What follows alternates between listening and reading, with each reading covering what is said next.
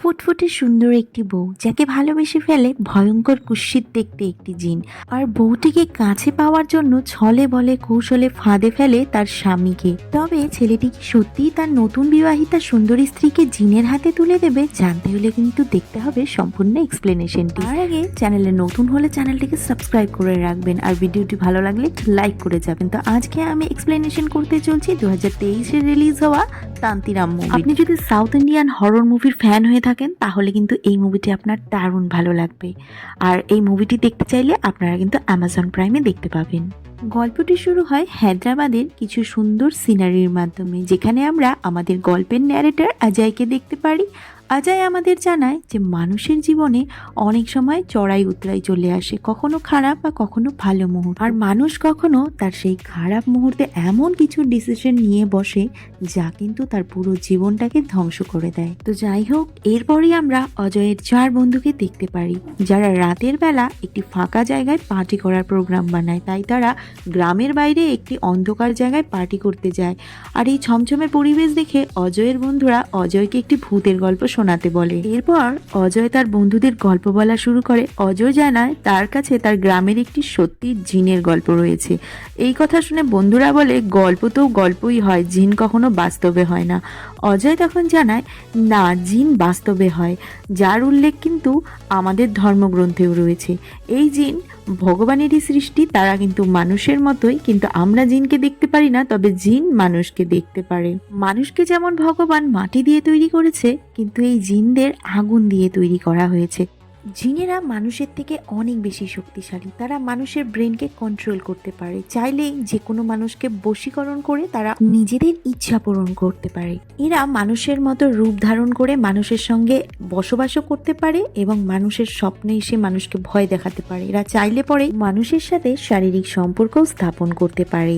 এরপর অজয় গল্প বলতে শুরু করে। গল্পটি শুরু হয় 1975 সালে শিবাকাশীর আলিকাপুরের আদিলক্ষ্মী নামে একটি বোমের ফ্যাক্টরিতে, যেখানে মালিক আদিবানকে তার বাড়ির কাজের মেয়ে একটি চিঠি দিয়ে যায়। চিঠিটা হাতে নিয়েই আদিবান পড়ে দেখে এটা তার বউয়ের চিঠি। চিঠিতে লেখা থাকে আদিবানের বউ তাকে আর তার ছেলেকে ফেলে প্রেমিকের সাথে পালিয়ে গেছে। তো এটা পড়ে আদিবানের থেকেও আদিবানের ছেলে বালা অনেকটাই ভেঙে পড়ে। ওই এইভাবেই কাটতে থাকে। আদিবান বালাকে তার ফ্যাক্টরির কাজে লাগিয়ে দেয় যাতে বালার মায়ের কথা না মনে পড়ে। আদিবানও গ্রামের বাইরে একটি বাড়ি করে এবং সেখানে অন্য একটি মহিলার সঙ্গে থাকতে শুরু করে, কারণ এই গ্রামে দ্বিতীয় বিয়ে একটি দণ্ডনীয় অপরাধ ছিল। এইভাবেই অতিবাহিত হতে থাকে। এরপর চলে আসে 1989 সাল, আর এখন আমরা দেখতে পারি বালা অনেক বড় হয়ে গেছে। আর আদিবানেরও বয়স হয়ে যাবার জন্য সে ফ্যাক্টরির সমস্ত দায়িত্ব বালার ওপর দিয়ে দেয়। আর আমরা এদিকে দেখতে পারি বালা বড় হওয়ার সাথে সাথে মেয়েদেরকে একদমই সহ্য করতে পারতো না, কারণ তার মা অন্য একটি ছেলের সাথে চলে গেছিল, তাই সে প্রত্যেকটা মেয়েকেই ধোঁকাবাজ মনে করত। এই কারণেই সে বিয়েও করতে চাইতো না। তবে আদিবান তার ছেলে বালাকে জোর জবরদস্তি গ্রামের সব থেকে সুন্দরী মেয়ের সঙ্গে বিয়ে দিয়ে দেয়। মেয়েটির নাম ছিল আলাগিনী। আর বালা বিয়ের প্রথম রাত্রে আলাগিনীকে জানিয়ে দেয় যে সে স্বামী হিসাবে কোনো কর্তব্যই পালন করতে পারবে না, তাকে স্ত্রীর অধিকারও দিতে পারবে না, তাই সে যেন বালাকে মাফ করে দেয়। এই বলে বালা তার বালিশ কম্বল উঠিয়ে অন্য রুমে ঘুমাতে চলে যায়। এই কথা শুনে আলাগিনী অনেক কষ্ট পেলেও সে মুখে কিন্তু কোনো কথা বলে না। আলাগিনী সবসময়ই বালার কাছে ভালো হওয়ার আর স্ত্রীর সমস্ত দায়িত্ব পালন করার চেষ্টা করতে থাকে, কিন্তু বালা আলাগিনীকে একদমই সহ্য করতে পারতো না। সেই যদি তার কাছে আসার চেষ্টা করত তাহলে কিন্তু তাকে বকাবকি করে দূরে পাঠিয়ে দিত। এতে আলাগিনী অনেক কষ্ট পেলেও চুপচাপ সহ্য করে নিত, কারণ তার যাবার অন্য কোনো জায়গা ছিল না, কারণ তার বাবা মা কেউই এই পৃথিবীতে জীবিত ছিল না। এরপর আমরা বালার অফিসে দেখতে পারি বালাকে কোনো অদৃশ্য শক্তি ফলো করতে থাকে। দিন এইভাবেই কেটে যেতে থাকে।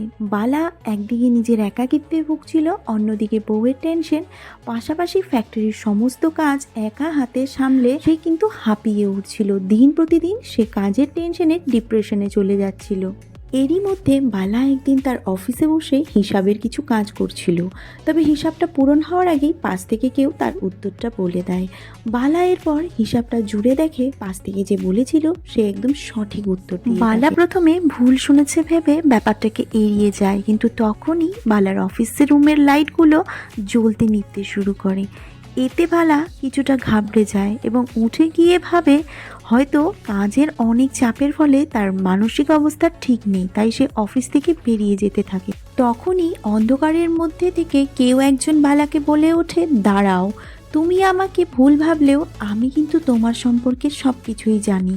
এই কথা শুনে বালা ঘাবড়ে যায় এবং বালা তাকে জিজ্ঞেস করে, তুমি কে আর তুমি আমার সম্পর্কে কী বা জানো? তখন অন্ধকার থেকে আওয়াজটি বলে ওঠে, একবার ছোটবেলায় তুমি ফ্যাক্টরি থেকে 10,000 টাকা চুরি করেছিলে এবং তার দোষ অন্যের ওপর চাপিয়ে দিয়েছিলে। এই কথা শুনে বালা ঘাবড়ে যায়, কারণ এই কথাটি বালা ছাড়া অন্য কেউ জানতো না। এরপর বালা আবারও জিজ্ঞেস করে যে তুমি কে? প্রতি উত্তরে অন্ধকার থেকে আবারও আওয়াজ আসে, আমি কে সেটা বড় কথা নয়, তবে আমার দ্বারা তোমার কি লাভ হতে পারে সেটাই কিন্তু বড় কথা। বালা তখন বুঝতে পারে এই রুমে সে একাই ছিল, তাই এটা কোনো মানুষের কাজ হতে পারে না। তাই সে প্রচণ্ড পরিমাণে ঘাবড়ে যায় এবং ফ্যাক্টরি থেকে দৌড়ে পালায় আর সোজা তার বাবার কাছে চলে যায়। বালা তার বাবার কাছে গিয়ে সমস্ত ঘটনাই খুলে বলে, কিন্তু তার বাবা বালার একটি কথাও বিশ্বাস করে না এবং ভাবে বালা হয়তো ফ্যাক্টরির কাজে ফাঁকি দেওয়ার জন্য মিথ্যে কথা বানিয়ে বলছে, তাই তাকে বকাঝকা করে বাড়িতে তাড়িয়ে দেয়। বাড়িতে ফিরতে ফিরতেও বালা সেই জিনের ব্যাপারেই ভাবতে থাকে আর চিন্তা করতে থাকে তার সাথে কী ঘটনা ঘটে গেল। রাতে যখন বালা ঘুমিয়েছিল তখনও কিন্তু জিনটা এসে বালাকে নানাভাবে উত্ত্যক্ত করতে থাকে। বালা যখনই শুয়ে ঘুমানোর জন্য চোখটা বন্ধ করে তখনই জিন এসে তার গায়ে থেকে বারবার কম্বল টেনে সরিয়ে দেয়। এরপর বালা উঠে যেই না দেখার চেষ্টা করে তখনই কিন্তু বালা একটা অন্ধকারে কালো বিশ্রী চেহারা দেখতে পায়, আর এটা দেখে বালা চমকে ওঠে আর বালার চিৎকারের আওয়াজ শুনে আলাগিনী দৌড়ে ছুটে চলে আসে এবং বালাকে জিজ্ঞেস করে কি হয়েছে। আলাগিনী তার ওপর এত কনসিয়াসনেস দেখে বালার মনের ভিতরে জমে থাকা ক্ষোভ গলতে থাকে এবং সে বুঝতে পারে সে আলাগিনীর সাথে অনেক খারাপ ব্যবহার করেছে এবং সেই রাতে বালা ও আলাগিনী দুজন ইন্টিমেট হয়।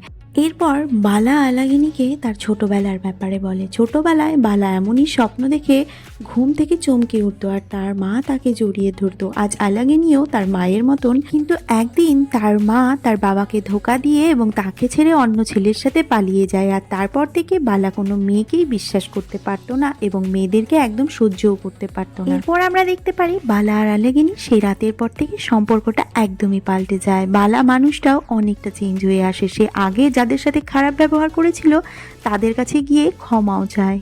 ধীরে ধীরে বালা আর আলাগিনীর সম্পর্কটা অনেক গভীর হয়ে যায়। তাদের সুখের সংসার এইভাবেই চলতে থাকে। তবে কিছুদিনের মধ্যেই তাদের সুখের সংসারে কুনজর পড়ে যায়। এর মধ্যে বালা একদিন জানতে পারে তার ফ্যাক্টরির অবস্থা খুবই খারাপ, তাদের ব্যবসা খুব খারাপভাবে চলছে।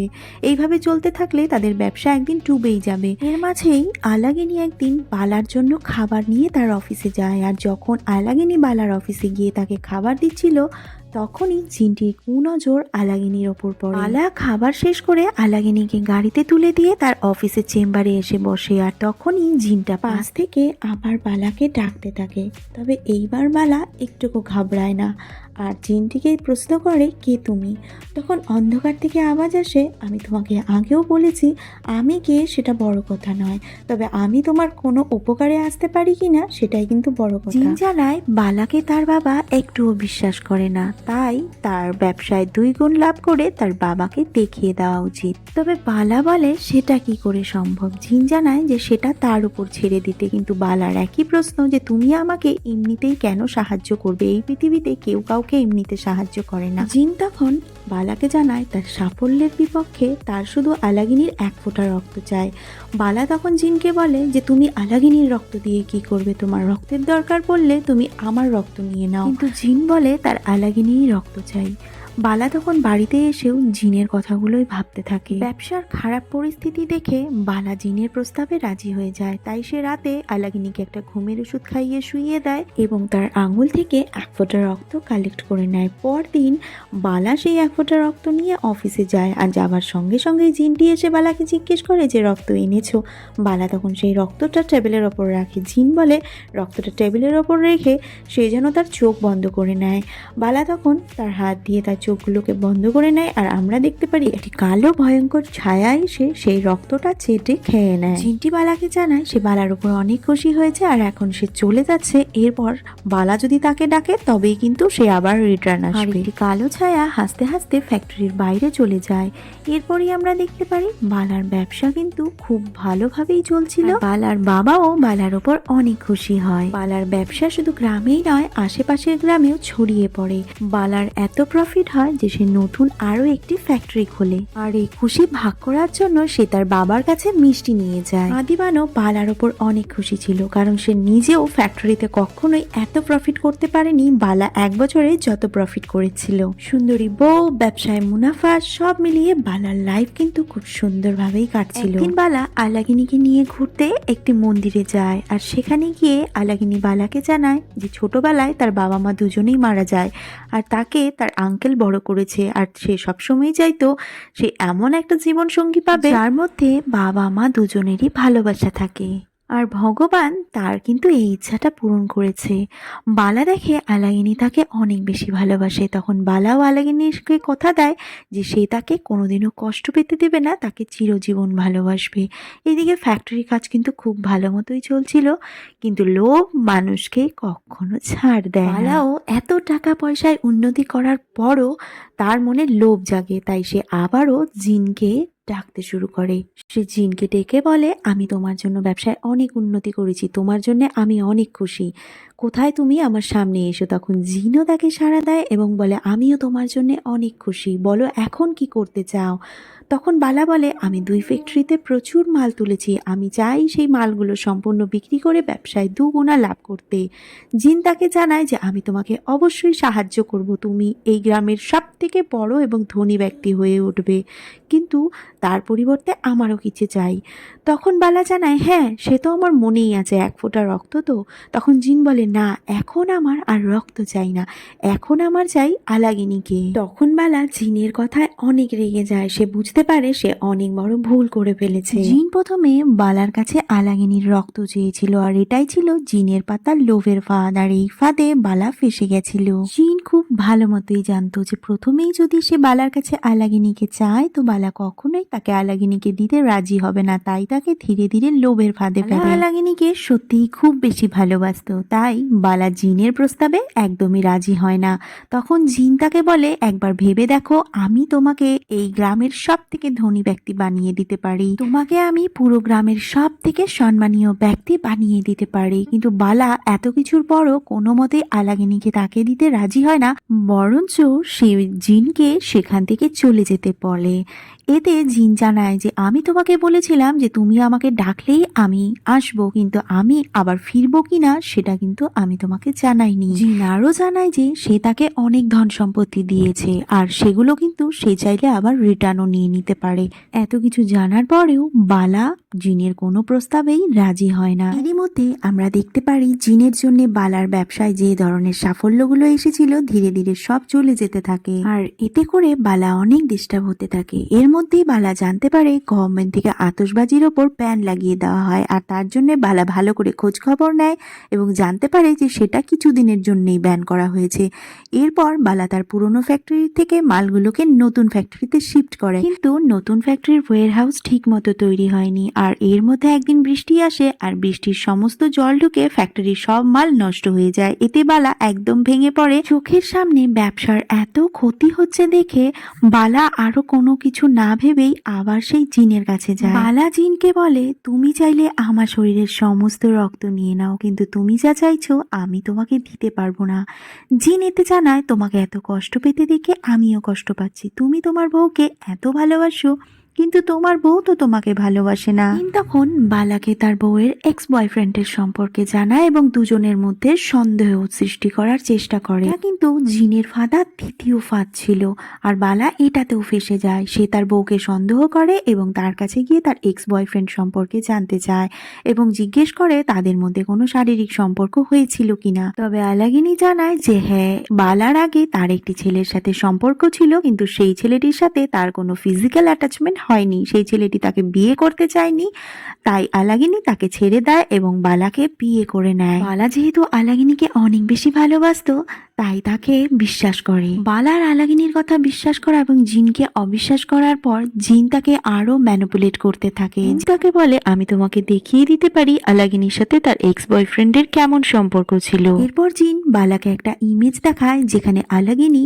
তার এক্স বয়ফ্রেন্ডের সঙ্গে ইন্টিমেট হচ্ছিল, আর এটা দেখে বালা প্রচন্ড পরিমাণে রেগে যায় আর প্রতিশোধের আগুনে জ্বলতে থাকে। সে মনে মনে ভাবে আজ এই আলাগিনীকে নিয়ে জিনের কাছে দিয়ে দেবে, কিন্তু তার মনের মধ্যে কোথাও একটা দ্বিধা কাজ করছিল। তাই তার বাবার কাছে গিয়ে সে সবকিছু ক্লিয়ার করতে যায়। সবকিছু শুনে বালার বাবা বালাকে আলাগিনীকে জিনের হাতে তুলে দিতে বলে, কারণ হাতে যদি টাকা থাকে এমন 10টা বউ পাওয়া যাবে। আর এরপরই আমরা জানতে পারি যে আদিবানও বালার মাকে জিনের হাতে তুলে দিয়েছিল, কারণ বালার মা তার বাবাকে ধোকা দিয়েছিল। বালার বাবার করা ব্রেন ওয়াশের পর বালা কিন্তু টোটালি রাজি হয়ে যায় আলাগিনীকে জিনের হাতে তুলে দেওয়ার জন্য। এরপর বালা আলাগিনীকে জানায় ব্যবসায় উন্নতির জন্য তাদের একটি রিচুয়ালস করতে হবে, আর এতে নতুন বউয়ের মতন আলাগিনীকে সেজে ফ্যাক্টরিতে গিয়ে বালার সঙ্গে আবার বিয়ে করতে হবে। আলাগিনী একটি খুবই সাধারণ মেয়ে ছিল আর বালাকে প্রচন্ড বিশ্বাস করত, তাই সে বালার এক কথায় রাজি হয়ে যায় এবং পরের দিন নতুন বউয়ের মতন সাজগোজ করে। এমনকি বালা আলাগিনীর গলা থেকে মঙ্গলসূত্রটা পর্যন্ত খুলে দেয়। ভোর 4টার দিকে তারা ফ্যাক্টরিতে পৌঁছায় বিয়ে করার জন্য। এরপর বালা আলাগিনীকে ফ্যাক্টরির একটা রুমের ভিতর রেখে দিয়ে কিছু কারণে বাইরে যায়, আর তখনই ফ্যাক্টরির ভিতরে জিন আসে এবং অনেক ধরনের ভয়ঙ্কর আওয়াজ করতে থাকে। আলাগিনী এইসব আওয়াজে ভয় পেয়ে যায় এবং বালাকে ডাকতে থাকে, সেভাবে হয়তো বালাই এই আওয়াজগুলো করছে। এরপর বালা ভিতরে আসে, সেই আলাগিনীর সঙ্গে অনেক রাগ দেখাতে থাকে। সে আলাগিনীকে বলে যে তুমি আমাকে ধোকা দিয়েছো, তোমার এক্স কৈলাসের সঙ্গে তোমার শারীরিক সম্পর্ক ছিল। আলাগিনী তখন তাকে জানায় যে সবকিছু মিথ্যা কথা, আর বালার সাথেই তার ফার্স্ট নাইট হয়েছিল, আর এর প্রমাণস্বরূপ ফার্স্ট নাইটে তার প্লিটিংও হয়েছিল। বালা চিন্তা করে দেখে জিনের দেখানো ইমেজে আসলে বালাই ছিল। জিন সেটাকে ম্যানিপুলেট করে কৈলাসের মুখ বালাকে দেখায়, আর তখনই আলাগিনী বালাকে জানায় যে সে মা হতে চলেছে। এটা জেনে বালা জিনের কাছে অনেক রিকোয়েস্ট করতে থাকে আলাগিনীকে ছেড়ে দেওয়ার জন্য, কিন্তু ততক্ষণে অনেক দেরি হয়ে যায় এবং জিন এসে আলাগিনীকে সঙ্গে নিয়ে চলে যায়। বালা বুঝতে পারে তার মাও নির্দোষ ছিল, বাবা সবকিছু আগের থেকেই জানতো। সে চাইলে আলাগিনীকে বাঁচাতে পারতো, কিন্তু তার বাবা সেটা করেনি। তাই রাগে সবার প্রথম বালা তার বাবাকে হত্যা করে, এরপর ফ্যাক্টরিতে এসে নিজেও সুইসাইড করে নেয়। এখানেই আনন্দের গল্প বলা শেষ হয়, আর আনন্দ তার বন্ধুদের জানায় তারা যেখানে বসে আছে এটাই বালার আতশবাজির ফ্যাক্টরি ছিল, কিন্তু তার কথা কেউ বিশ্বাস করে না। আর তখনই আলাগিনীর আত্মা চলে আসে আর মুভিটি শেষ হয়ে যায়। অসাধারণ একটি গল্প ছিল, আশা করছি আপনাদের ভালো লেগেছে। আর এমন ভিডিও আরও দেখতে হলে কিন্তু আমাদের চ্যানেলটিকে সাবস্ক্রাইব করে রাখতে হবে।